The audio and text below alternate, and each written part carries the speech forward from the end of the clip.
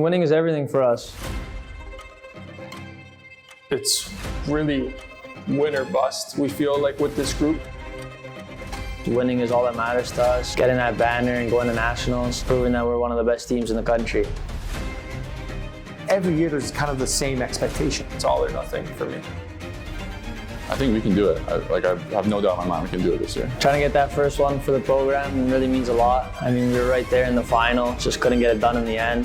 This year, new group of guys, a lot of youngins. So just see if we can get there in the end and finally get the chip that we deserve. They deserve it, how hard we work day in and day out. So we're known to be a top program, so we just have to continue it year in, year out.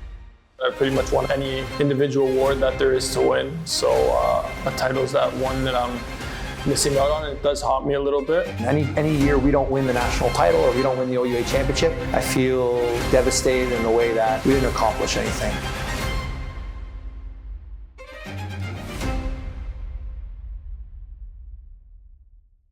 You ever think about what it would look like for you to lift the OUA trophy? Do you ever envision that? Oh yeah, yeah. Whether you're dreaming about it or whether it's just daydreaming, what do you see when you're winning an OUA championship?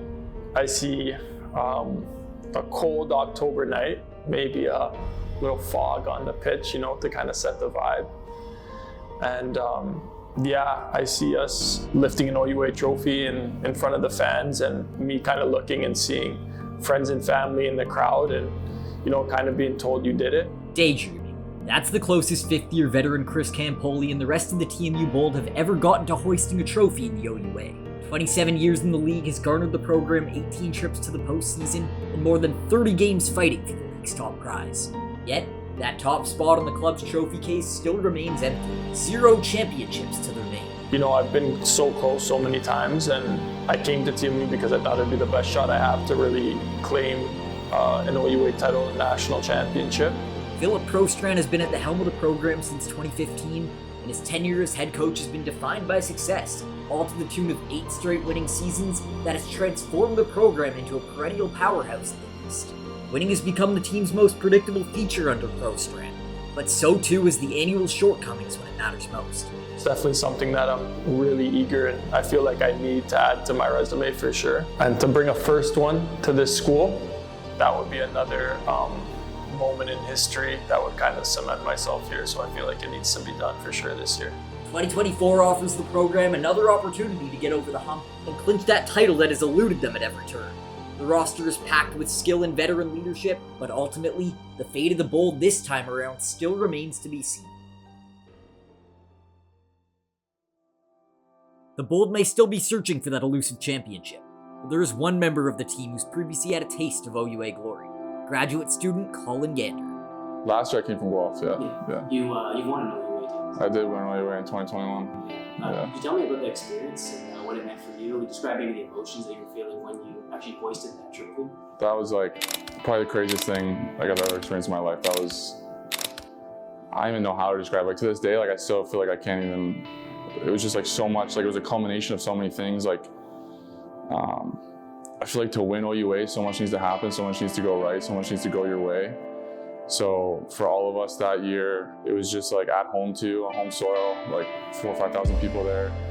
To hoist that, it was just I just remember when the whistle blew and we won, it was just everything, just so much relief, just everything. Just all the problems just went away. It was we finally did it, I won OUA. I think the biggest thing when you want to win OUA is that everyone's together. So that's the number one thing, is that everyone needs to be together and all bought into the same vision. And then I think the second thing too is to not get too eager. I think we need to stay focused one game at a time and just take each game at a time, win the game, move on to the next one, not look ahead at draws, not look ahead at scores, just kind of focus on ourselves.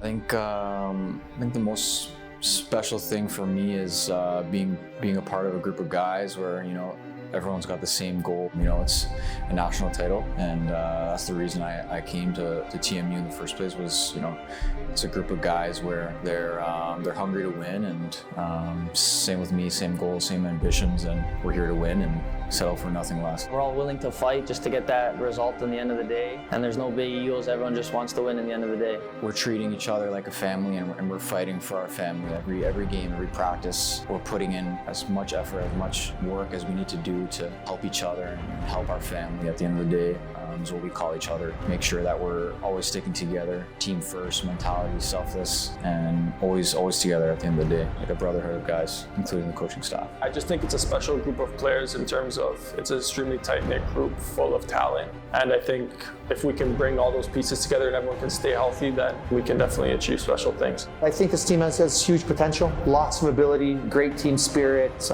experienced players, guys that have been there, done that. There's a lot of potential in this group, I'll put it that way. I think this is probably in attack, probably the most talented player-for-player team we've had, no doubt.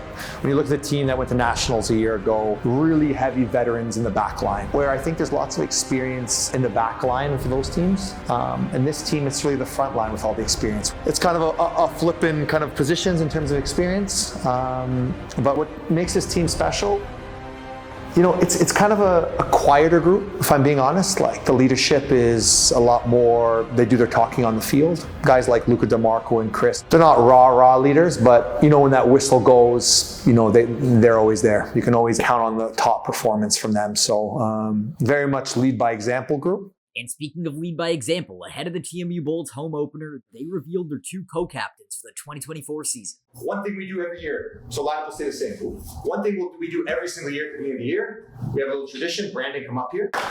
Brandon came to open tryouts, ID camps. I didn't take him. An alumni called him once. Some good money. An alumni called me about him and said, "Hey, I got this kid I play with. Can he try out?" I said, "Sure." He shows up and it was Brandon. And I was like, "Oh." I already got my cut speech ready. But long story short, played great. One of the pillars of our team and captain. And every year the old captain comes back and gives the new captain band to the new captains. So Brandon's going to give to our captains this year, Chris Campoli and Luca DeMarco.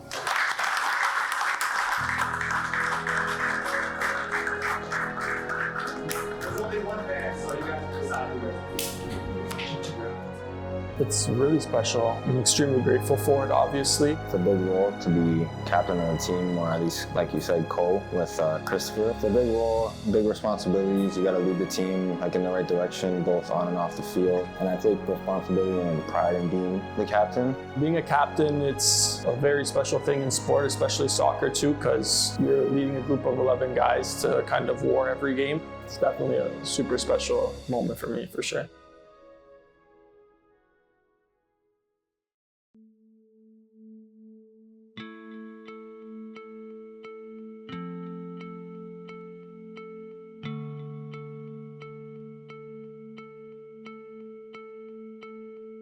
Some of my favorite moments of my life, not just in coaching, but my life playing, have been this kind of like fall preseason time. You know, summer's winding down, new season, university, new expectations, new possibilities and potential. So it's a really special time of year for me overall. It's always good to have a fresh start because you kind of are in control, right? Like, you can kind of dictate your own narrative when it's a fresh start. First game of the year is always tricky. There's always like a certain amount of rust for every team to shake off. Home opener are always special just because, you know, you've got a lot of fans coming out for the first time and the energy's there for sure.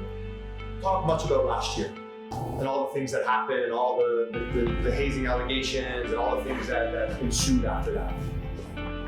One thing that stuck in my mind the most, it wasn't the wins, it wasn't the losses, it wasn't the incredible way you guys played all year with all that adversity.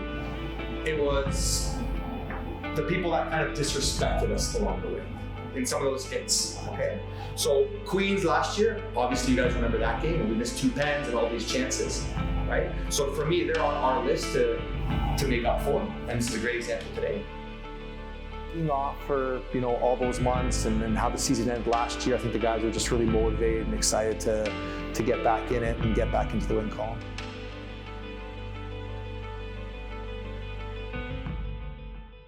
Come on. We're all together. Prove the last 90. Go ahead and win on 3. 1, 2, 3. Win! when you're trying to go for a championship, there can't be any points that are dropped to kind of silly mistakes, and especially against a lower half team like Queens, there's no room for error. Win! Hey, has to be harder! Queens is like they just fight, like they come out very hard. They come out like rah rah rah, like they wanna, like they have energy. I think that's kind of their biggest thing. No shot.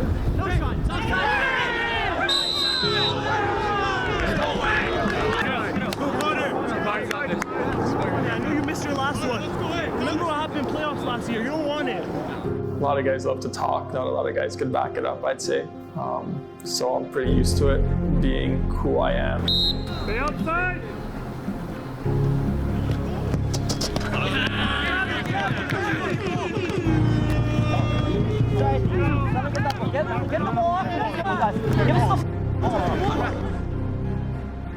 Being talked to in that way, I don't really pay it no mind. For me, I just try and stay focused at all times and do what I do, and that's score goals and help my team win games. Call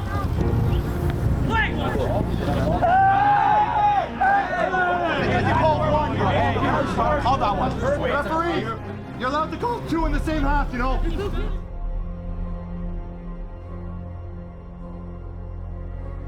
You didn't really feel it in the first half, the kind of physical difference, but you will in about 15 minutes. They get a break now, they'll come rah, rah, rah, but 60th minute on, they are going to be gassed. Keep playing quickly, quick restarts, quick throw-ins, keep the ball. Everyone needs to be ready to go and make a difference in this game. A proper effort, and things will go our way. Come on.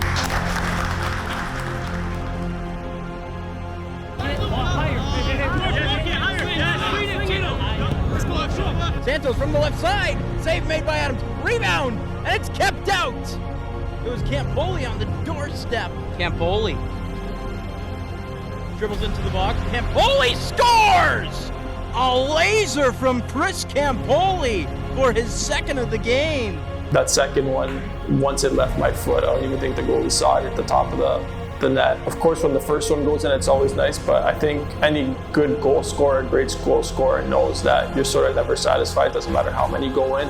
Chris Campoli going for his third of the game, and he just chips that home.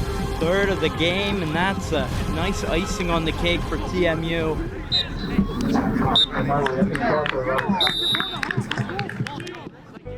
First one is crucial. It sets your season up for success. Gives the guys a bunch of confidence going into the next game. Clean sheet, 4 goals. I mean, can't ask for much more in our first game. It's a long time coming, that game from last year. So it's just a nice start. It was a really cool moment, kicking off the season at Downsview with my family and friends in attendance, and especially being able to score a hat trick 2 in front of them was super nice. I mean, 2 of them were PKs. Like, I could have scored those. So he really scored 1. Really, we had a lot of tough games to come. UFT, obviously, Carleton.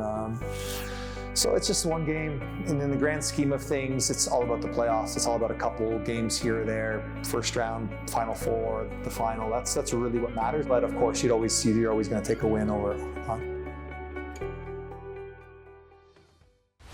On the next episode of Bold Ambitions.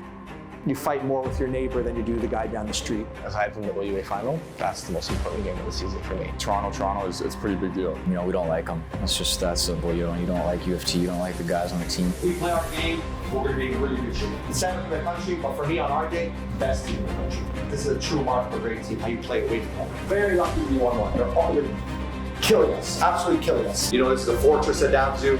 I can count on one hand how many times we've lost here in 7-8 years. Expect another top performance from us.